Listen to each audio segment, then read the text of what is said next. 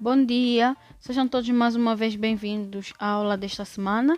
Hoje entraremos num novo ponto da nossa matéria, onde falaremos sobre a dissolução do casamento e seus efeitos. Analisaremos para a aula de hoje um pouco sobre a extinção do vínculo do casamento e falaremos também sobre a separação judicial de pessoas e bens. Nas próximas aulas falaremos então da declaração judicial da presunção de morte, conceitos de divórcio, divórcio por mútuo acordo e divórcio litigioso. Fique do outro lado que nós voltamos já já. Estamos de volta e vamos então começar a falar um pouco sobre a extinção do vínculo do casamento.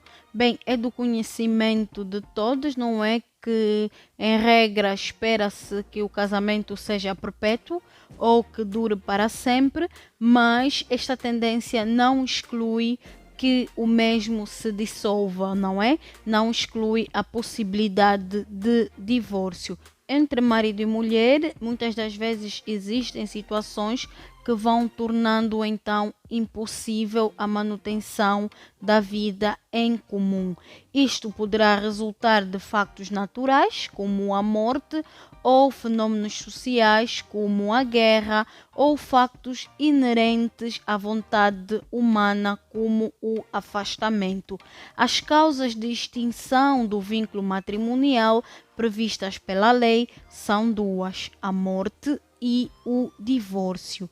Temos um exemplo previsto no artigo 74, em que estaremos perante um casamento válido e que é reconhecido na nossa ordem jurídica, será apenas extinto por razões de factos supervenientes. Vamos dar uma vista de olhos então ao artigo 74 do Código de Família.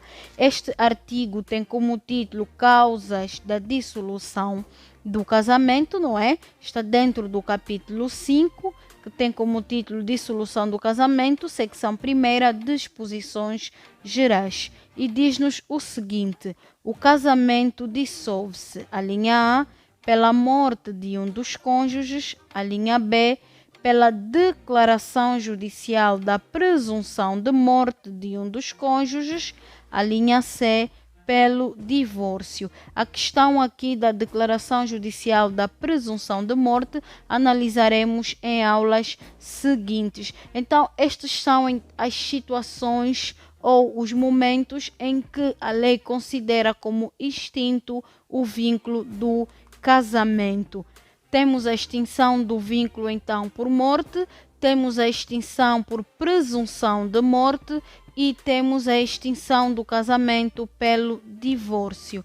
Vamos agora falar um pouco sobre a separação judicial de pessoas e bens. A separação judicial de pessoas e bens ocorre exatamente com a morte ou com o divórcio. Com a morte, dissolve-se de imediato o casamento e extingue-se a relação matrimonial, ou seja, cessam todos os efeitos do casamento, tanto os pessoais como os patrimoniais. Mas não é uma morte absoluta. A morte de um dos cônjuges atribui ao cônjuge sobrevivo determinados direitos que são ainda efeitos do casamento. Por exemplo, o cônjuge sobrevivo continua a poder usar o apelido do outro ou do cônjuge falecido, não é? Também as relações de afinidade mantêm-se e outras questões que foram ou laços que foram criados durante o vínculo que se vão manter ainda que haja a separação por morte. Bem, hoje ficaremos por aqui, não vamos estender muito a nossa aula. Na próxima semana falaremos da declaração judicial de presunção de morte e, se tivermos tempo, falaremos um pouco sobre o conceito de divórcio. Foi um prazer tê-lo do outro lado. Espero contar consigo daqui a mais uma semana para uma aula. Até lá, tudo de bom.